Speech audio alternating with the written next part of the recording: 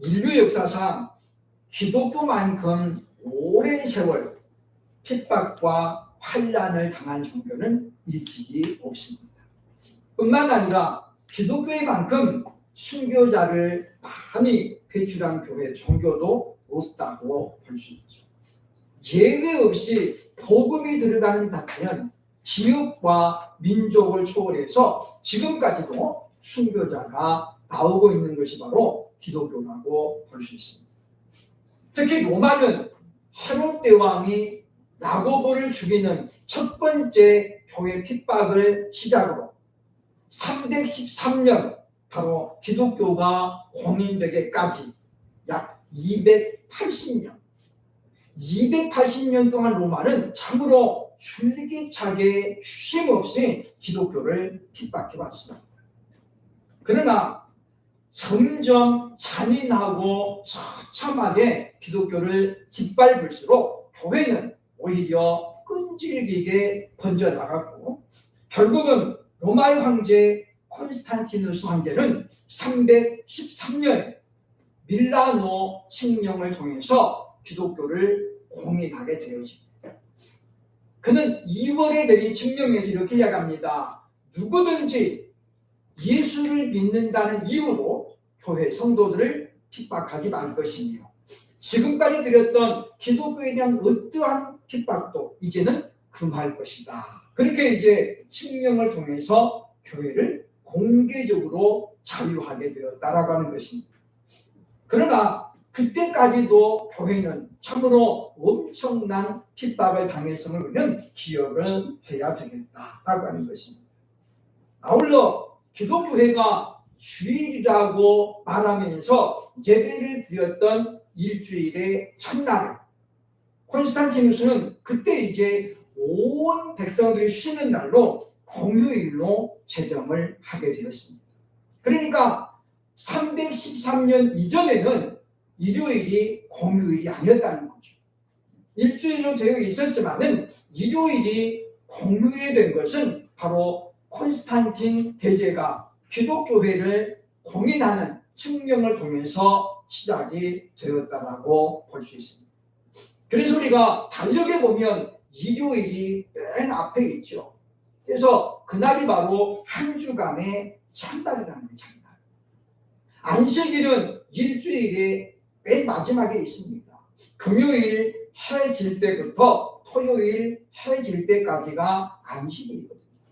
그러니까 안식일은 하나님께서 창조 사역을 마치시고 쉬신 날이에요. 쉬신 날. 그래서 끝날이죠. 끝날.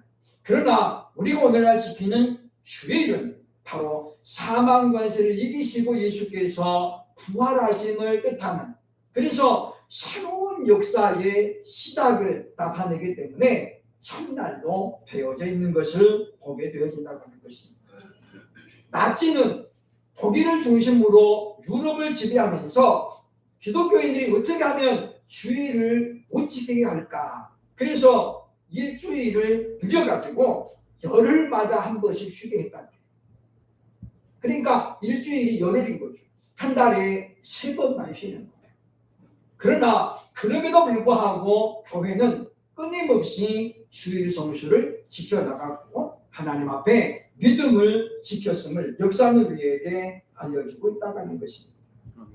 그들은 주일을 지키기 위해서는 순교도 각오했습니다. 그러면서도 수많은 인원을 가지고 있으면서도 교회는 거기에 대해서 저항하지 않았다는 거죠. 오히려 그들은 카타콤 공동 무덤의 지하를 파놓고 그곳에서 예배를 드리면서 그 시체 썩는 냄새가 진동하는 그런 상황에서 그런 열악한 환경에서도 예배를 드렸음을 바로 역사가 우리에게 알려주고 있다고 하는 것입니다. 많은 사람들이 왜 지금은 안식일이 아닌 주일을 지키냐라고 묻습니다. 그러나 사실 신약에 보면 이미 사도들은 교회가 시작되면서 주일을 바로 예배하는 날로 지켰음을 성경은 우리에게 소개합니다. 대표적으로 사도행전 20장 7절에 보면 말합니다. 그 주간의 첫날, 우리가 말하는 일요일이에요. 주일이죠. 그날에 보면 우리가 떡을 때려 하여 모였더니 바울이 이튿날 떠나고자 하여 그들에게 강론할세 말을 밤중까지 계속하며. 여기 지금 떡을 때려 하여 모였다. 이 말은 예배 후에 성도들 간에 있는 교제를 이야기합니다. 그러니까 떡을 뗐다는 말은 무슨 말이에요? 예배를 드렸다는 거예요. 예배를 드리고 나서 애들은 성도의 교제를 통해서 떡을 떼고 친교의 시간을 가졌다라고 볼 수 있다고 하는 것입니다. 그러므로 우리는 오늘 성경이 복 있는 사람은 주의 날을 지키는 사람이라고 말하고 있는 것을 보면서, 그러면 우리는 과연 어떻게 주의를 지키고 그리고 왜 우리가 주의를 지켜야 되는지 함께 말씀을 통해서 확인해보고 우리가 정말 주님 오시는 그날까지 복 있는 자로 살아갈 수 있는 저와 여러분 되시기를 주의 이름으로 축원합니다.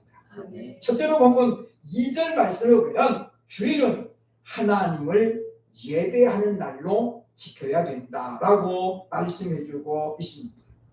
하나님은 예배를 통해서 그의 백성들을 만나주시고 하나님의 뜻을 계시하셨습니다.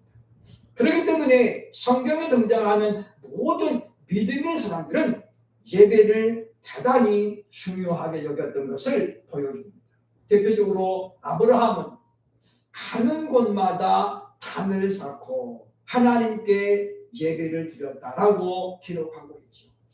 믿음이 없는 이 야곱도 형을 피해서 도망가다가 베델에서 환상을 보고 나서 거기에 담을 쌓고 하나님께 예배를 드렸다라고 말씀해주고 있습니다. 그러니까 예배는 믿는 사람들이 자신의 믿음을 드러낼 수 있는 하나의 증표이면서 증거가 된다라고 볼 수 있다고 하는 것입니다. 요한복음 4장 23절로 24절 보면 하나님이 예배를 얼마나 중요하게 보시는가가 잘 나타나 있지요. 아버지께 참되게 예배하는 자들은 영과 진리로 예배할 때가 오나니 곧 이때라. 아버지께서는 자기에게 이렇게 예배하는 자들을 찾으시느니라. 그러면 24절 보면 하나님은 영이시니 예배하는 자가 영과 진리로 예배할지니라 라고 말씀해주고 있습니다. 이거를 제가 24절을 원문으로 한번 소개를 하고자 합니다. 24절 한나올 성경에 되어 있습니다. 푸뉴마 호 데오스 카이 투스 프로스 퀴는 타스 아우톤 엔 푸니마티 카이 알레데이아 데이 프로스 퀴네인 되죠. 번역할 때 가장 쓰는 것입니까? 한 단어도 빼먹으면 안 된다는 거예요. 근데 우리말 성경을 여기에서 보면 빠진 단어가 있습니다. 번역을 해보면 이렇습니다. 푸뉴마 호 데오스 그 하나님은 영이시라. 카이 그러므로 투스 프로스 퀴는 타스 아우톤 그 말이죠. 그러므로 그를 예배하고 있는 사람들은 그 말이 사람들은 엔 안에서도 그죠. 엔 푸니마티 영 안에서 카이 그리고 알레데이아 진리 안에서. 데이라는 단어가 굉장히 중요한데 번역이 안 됐어요. 그죠? 반드시 무엇 해야 한다라는 뜻이에요. 근데 우리말 성경에 이 단어가 번역이 안 됐어요. 그죠? 반드시 뭐 해야 되냐? 프로스 퀴네인 예배하는 것을 그렇게 되어 있죠. 그러니까 번역하면 이렇습니다. 푸뉴마 호 데오스 그 하나님은 영이시다. 카이 그러므로 아우톤 그를 예배하는 사람들은 엔 푸니마티고죠. 영과 진리 안에서 반드시 예배하는 것을 해야 합니다. 그러니까 하나님께서 받으시는 예배는 어떠냐? 우리가 반드시 영과 진리 안에서 예배 드리는 것을 하나님은 원하신다는 거예요. 그러면 우리가 진리가 무엇입니까? 진리는 예수님 자신이죠. 그렇죠? 내가 곧 길이요 진리요 생명이니. 그런가 하면 요한복음 17장 17절에 보면 아버지의 말씀은 진리입니다. 아버지의 저들을 거룩하게 하옵소서. 아버지의 말씀은 진리입니다. 라고 말하죠. 그러니까 여기 지금 말하는 영은 곧 하나님의 영, 성령을 말하는 거고, 진리는 무엇입니까? 하나님의 말씀과 예수 그리스도를 말하는 거예요. 그러니까 하나님이 찾으시는 예배는 어떤 예배냐면 성령과 그리고 뭐요? 말씀 안에서 예수 그리스도 안에서 반드시 예배하는 자들을 하나님이 찾으신다라고 볼 수 있다고 하는 것입니다.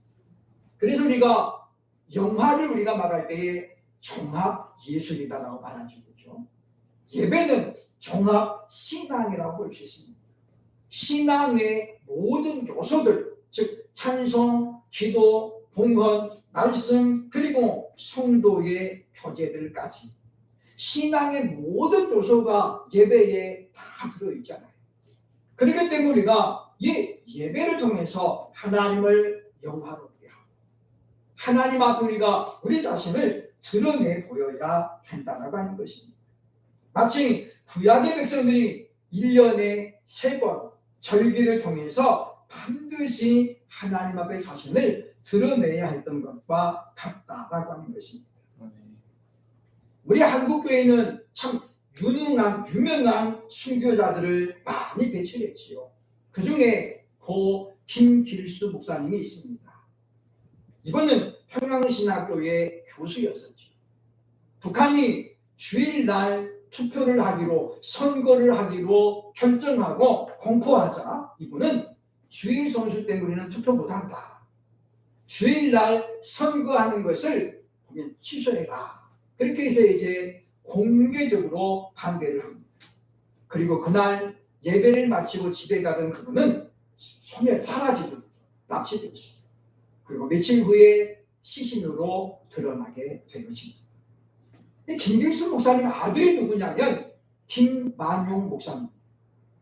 우리나라의 숭의학원 학원장을 40년 넘게 하면서 숭의대학을 지금 이렇게 큰 학교로 키워놓은 장본인이죠. 이분이 숭의학원 학원장을 은퇴하고 아버지의 뜻을 따라 자신도 목회를 하게 되었습니다. 그리고 이분이 재건된 평양신학교에서 학장으로 봉사를 하다가 그리고 이제 얼마 전에 하나님 품에 안겼죠. 성경은 이야기합니다. 큰 나무가 잘려짐을 당해도 베어짐을 당해도 그루터기가 남나니 그 그루터기에서 새순이 날 것이라고 말씀해요. 한국교회는 이와 같이 수많은 순교자들의 피로 오늘날 많은 사람들이 예수를 믿게 되어진 복된 교회라고 말할 수 있다고 하는 것입니다. 그러므로 교회가 지금까지 주일을 통해서 하나님 앞에 온전한 예배를 드렸던 것처럼 저와 여러분도 아버지께서 찾으시는 원하시는 그런 예배를 드릴 수 있기를 주의 이름으로 축원합니다. 둘째로 보면 2절에 보면 선한 일을 하며 지켜야 된다라고 말씀하고 있습니다. 우리가 주일은 어떻게 지킬 것인가? 오늘 본문 2절은 이렇게 설명하고 있습니다. 안식일을 지켜 더럽히지 아니하며 그의 손을 금하여 모든 악을 행하지 아니하며 하여야 하나니 이와 같이 굳게 잡는 사람은 복이 있느니라. 이 말씀을 예수님께서는 어떻게 인용을 했냐면 마태복음 12장 12절로 13절에 이렇게 말했습니다.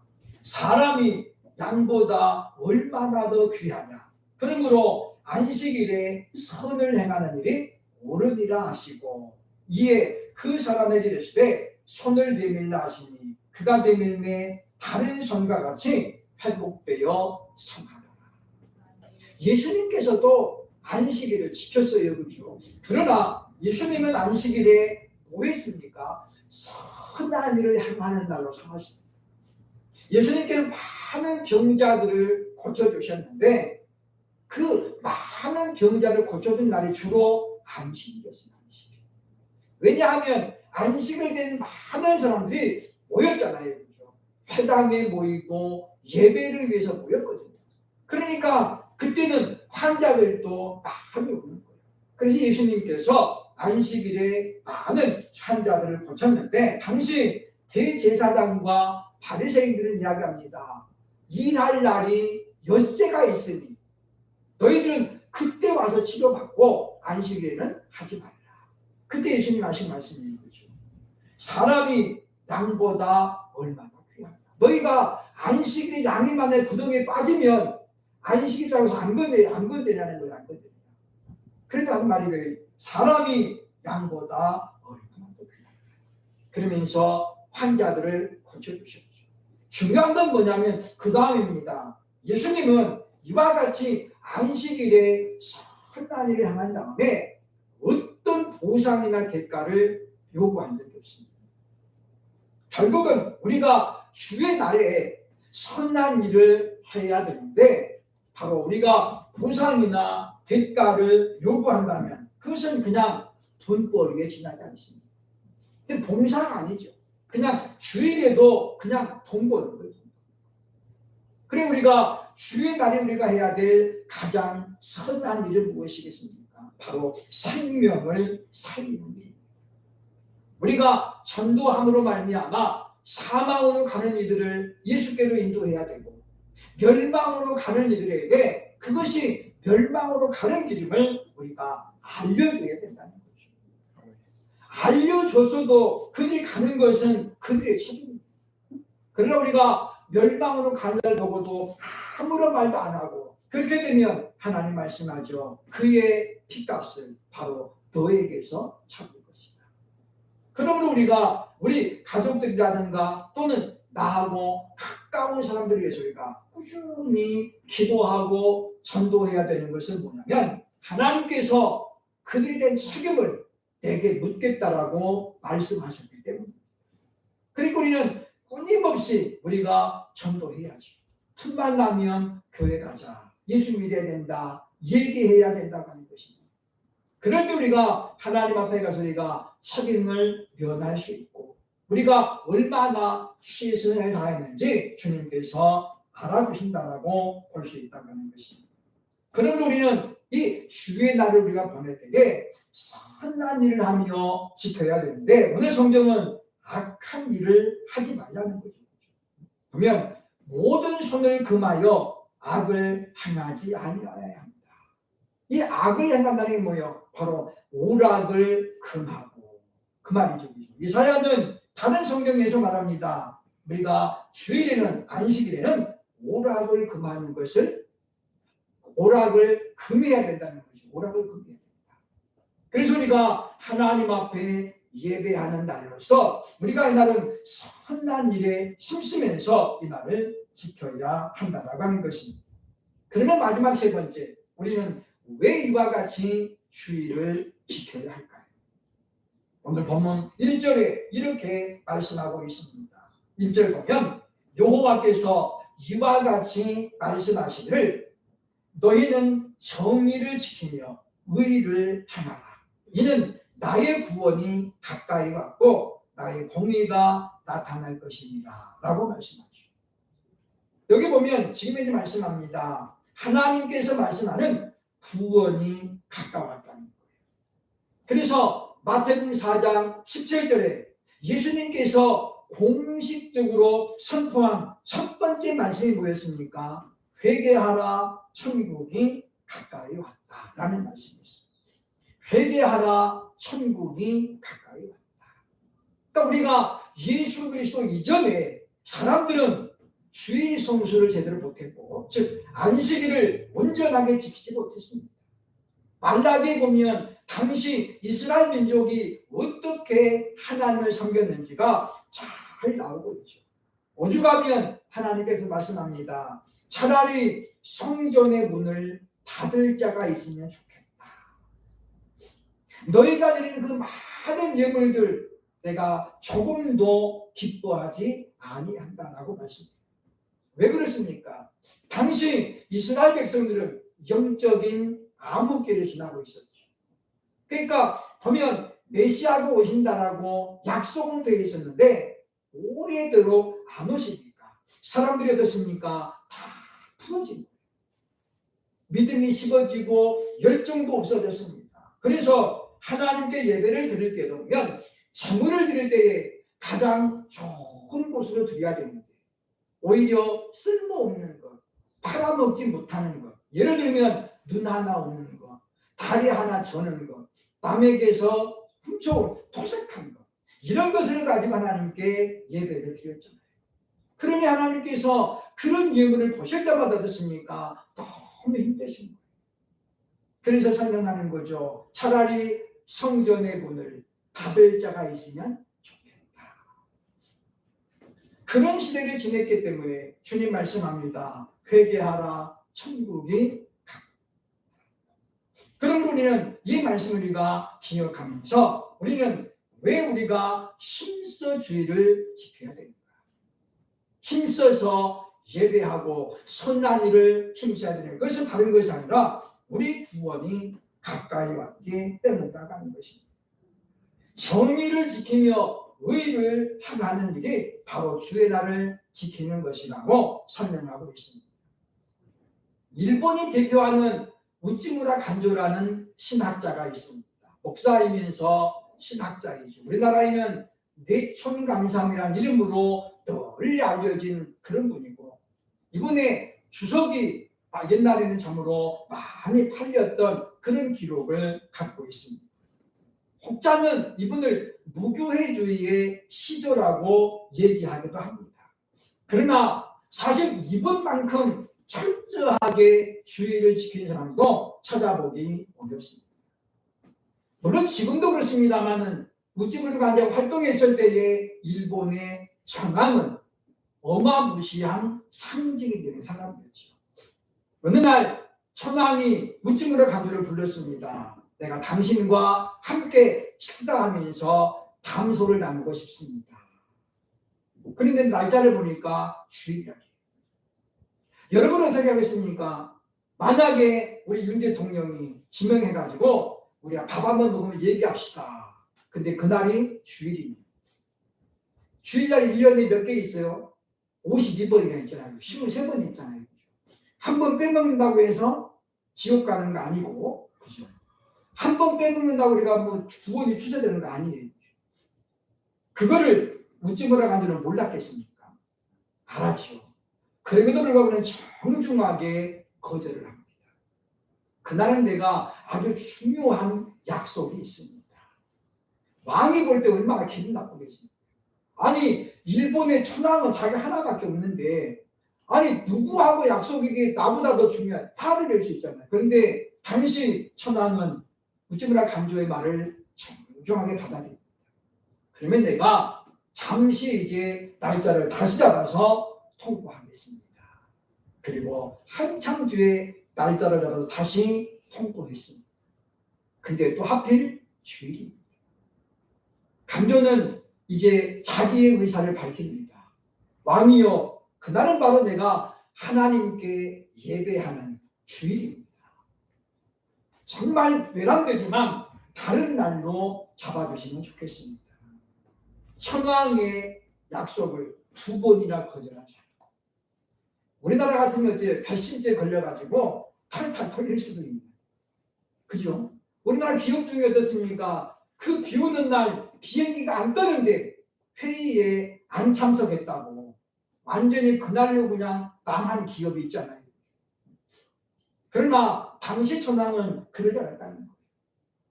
간조의 신앙을 존중하고 당신이 왜 사람들로부터 존경받는지 내가 이제 알겠다. 그래서 간조의 신앙을 인정하고 그를 평일에 초대했다는 거죠. 그러니까 지금도 우찌무라 간조의 그와 같은 일화는 바로 많은 사람들에게 전승되어지고 있다는 것입니다. 여러분, 믿음을 지키는 데는 용기가 필요합니다. 때로는 생명을 포기해야 될 때도 있다는 거죠. 다니엘이 그랬지 않습니까? 왕이 명령을 내렸습니다. 한 달 동안 이 다니엘이 하나님께서 보면 이 말하기를 누구에게든지 왕 외에 기도하거나 무엇을 소원을 비는 자는 사자굴 속에 던질 것이다. 그래가지고 왕이 도장을 딱 찍어가지고 어떻게 해요? 다 방을 붙였어요. 당시 총리 중에서도 수석이었던 이 다니엘이 그거를 제일 먼저 알았죠. 그런데도 이 미련한 다니엘 어떻습니까? 융통성이 없는 사람은 하루에 3번 기도하면서 예루살렘이 보이는 창문을 다 열어놓고 3번씩 기도했다고 했어요. 아니, 문 닫고 기도하면 하나님이 안 되시나요? 문 닫고 해도 되는데 왜 안 닫습니까? 문을 닫는다는 것 자체가 뭐예요? 그게 바로 합의예요. 보면 이 자기 신앙을 꺾는 거죠. 꺾는 거. 그래서 매일 하던 대로 그는 내가 비록 사자굴 속에 던져질지라도 이와 같이 생명을 내건 용기가 바로 다니엘을 빛나게 했던 것을 보여주고 있다는 것입니다. 그러므로 사랑하는 여러분, 우리가 무엇으로 우리 믿음을 입증할 것입니까? 지금은 증거가 필요한 시대입니다. 교회가 정말 하나님의 교회인 것을 이제 우리가 믿음으로 입증을 해야 됩니다. 우리가 하나님이 전능하신 분이다, 우리 아버지다라고 고백하면서도 우리가 하나님의 능력을 전혀 경험하지 못한다면 누가 우리를 하나님의 자녀라고 말하겠습니까?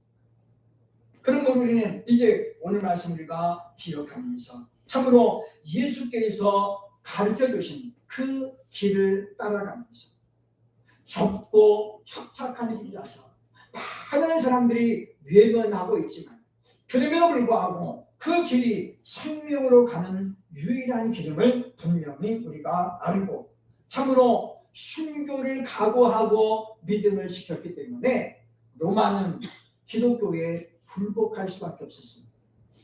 313년 밀라노 칙령을 통해 기독교회가 공인되어지고 그리고 얼마 안 가서 기독교는 로마의 국교로 자리를 잡게 되었다는 것입니다. 그러므로 바로 오랜 세월 동안 핍박을 받았던 교회는 마침내 로마를 정복했다는 것이죠. 뿐만 아니라 지금도 많은 나라의 교회가 존재하고 있습니다.